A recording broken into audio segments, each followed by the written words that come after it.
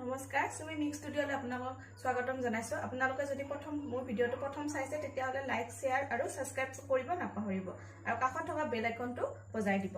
আহক ষ্টাৰ্ট কৰো। আজি লোকেল মুৰ্গী আনিলে সেই কাৰণে ভাবিলো লোকেল মুৰ্গীখিনি আজি বাটাৰৰ লগত বনাই চাওঁ। আহকচোন বাটাৰৰ লগত কি লাগে লোকেল মুৰ্গী বনাবলৈ। এয়া মই বিলাহী দুটা কাটি থৈ দিছো, পিয়াজ অলপমান গুৰি কৰি থৈছো আৰু তিনিটা পিয়াজ সৰু সৰুকৈ কাটি লৈছো। এয়া বাটাৰ, আদা আৰু নহৰু পেষ্ট বনাই থোৱা আছে। মছলা বাবে লাগিব দালচিনি সৰু সৰু দুটা লৈছো, ইলাচি তিনিটা, ডাঙৰ ইলাচি এটা, লং দুটা, জলকীয়া, তেজপাত আৰু 1 চামুচ জিৰা আৰু হালধি আৰু নিমখ। প্ৰথমতে মই লোকেল মুৰ্গীখিনি মাৰি লওঁ। ইয়াতে বেছিকৈ তেল নিদিব, অলপমান তেল দিছো, হালধি দিছো, এয়া নিমখ দিছো, এয়া আদা নহৰু পেষ্ট অলপমান দি দিছো। ইয়াতে অলপমান পেষ্ট কৰি থোৱা পিঁয়াজো দি দিছো আৰু ইয়াৰ পৰা অলপমান জিৰা দি দিছো। এইখিনি ভালদৰে মাৰিব।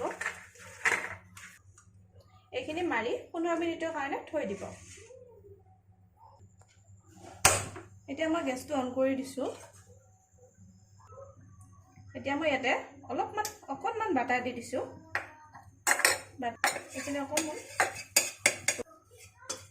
ইয়াতে মই কাটি থোৱা পিঁয়াজখিনি দি দিছো। যিহেতু মই এইখিনি গোটেইখিনি বাটাৰতে বনাওঁ, সেইবাবে মই বাটাৰতে ইয়াতে ইউজ কৰিম। ইয়াতে মই মিঠাতেল ব্যৱহাৰ নকৰোঁ। ইয়াতে মই বিলাহীখিনি দি দিছোঁ আৰু ইয়াৰ লগতে দি দিছোঁ, দালচেনি, ডাঙৰ ইলাচি, সৰু ইলাচি আৰু লং আৰু তেজপাত গোটেইখিনি দি দিছোঁ। দি অলপ সময় ভাজি থাকি ইয়াতে মই অলপমান পানী দি দিছোঁ। এইখিনি অলপমান উতলিব দিম। ঢাকনিখন দি দিব। এয়া মোৰ এইখিনি হৈ গ'ল। সেইখিনি মই এখন থালত ওলাই ঠাণ্ডা হ'বৰ কাৰণে দি দিছোঁ। পিছত ঠাণ্ডা হ'লে এইখিনি মিক্সিত পিচি দিম। একেটা কেৰাহীতে মই ইয়াতে বাটাৰ দি দিছোঁ।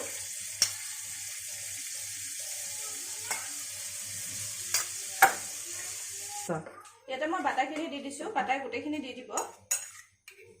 তাৰপিছত পিঁয়াজ দি দিছোঁ। মই এইখিনিমান আদা নহৰু পেষ্ট দি দিম। পেষ্টখিনি মই আগতে বনাই থৈ দিওঁ।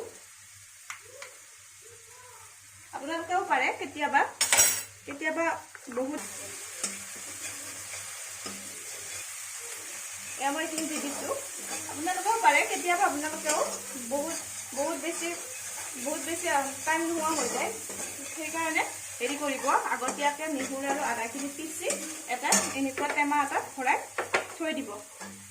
আৰু যদি ফ্ৰিজত থয়, এয়া টেমাত প্লাষ্টিকৰ টেমাত থ'লেও হ'ল। আৰু যদি ফ্ৰিজত নথয় তেতিয়াহ'লে আইনা টেমাত থৈ দিব। থৈ ভাত ৰন্ধাৰ সময়ত ব্যৱহাৰ কৰিব পাৰে। ইয়াতে মই হালধি অলপমান বেছিকৈ দিম। তেলত হালধি দিলে একো গোন্ধ নোলায়, সেইবাবে হালধি অলপমান বেছিকৈ দি দিছোঁ। পিছত আৰু নিদিওঁ। মাংসখিনি দি দিছোঁ।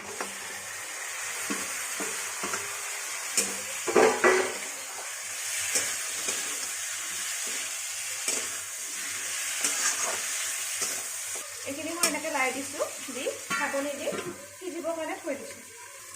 মাজতে মই এইখিনি এবাৰ লৰাই দিম।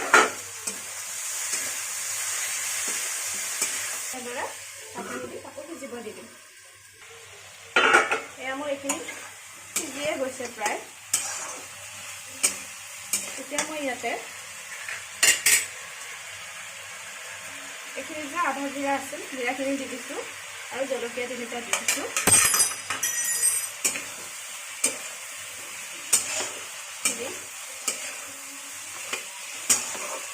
ইয়াতে মই আলুখিনি দি দিছোঁ। অলপমান লাৰি দিম। লাৰি আকৌ ঢাকনিৰে ঢাকি থৈ দিম।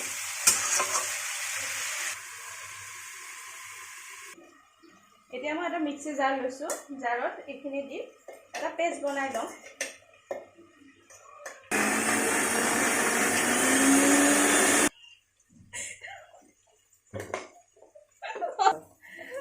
চাওকচোন এইটো মিক্সিত মোৰ এইখিনি গুড়াই নহ'ল এনেকৈ থাকিল আৰু ইমান টান হৈছে খোপাটো খুলিবই পৰা নাই সেইকাৰণে মই আকৌ সৰুটোত দি আকৌ এবাৰ পিচি ল'ম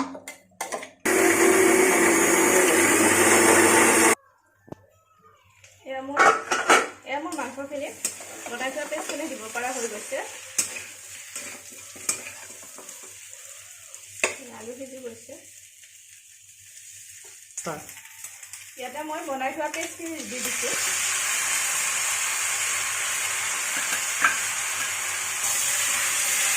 পেষ্টখিনি দি লাৰি দিব অলপমান লাৰি দি পুনৰ 5 মিনিটৰ কাৰণে ঢাকন দি থৈ দিব ইয়াতে মই নিমখ দিয়া নাছিলোঁ নিমখ মই একেবাৰে আগতে মাৰোঁতে দি দিছিলোঁ সেইকাৰণে ইয়াতে নিমখ দি দিম নিমখখিনি জোখমতে দি দিব নিমখ দি অলপমান লাৰি তাৰপিছত এই বাতিটোৰে এবাটি পানী দি দিছোঁ আৰু ইয়াতে এগিলাচে হ'ব এবাটি তাতে দি দিছোঁ আৰু ইয়াতে আধা গিলাচ পানী দি উতলিব দিছোঁ ভালদৰে এয়া মোৰ হৈ গৈছে মাংসখিনি বনোৱা হৈ গৈছে এয়া মই আচলতে বেছি পানী দিয়া নাই আপোনালোকে যিমান গ্ৰেভি খুজিব ল'ব পাৰে সিমান ল'ব মই আচলতে বেছি পানী দিয়া নাই ইয়াতে অকণমান পানী দিছোঁ মাংসখিনি বহুত পুৰা সিজি গৈছে মই যিহেতু বাটাৰ চিকেন বনাইছোঁ সেইকাৰণে ইয়াৰ ওপৰত বাটাৰ দি দিছোঁ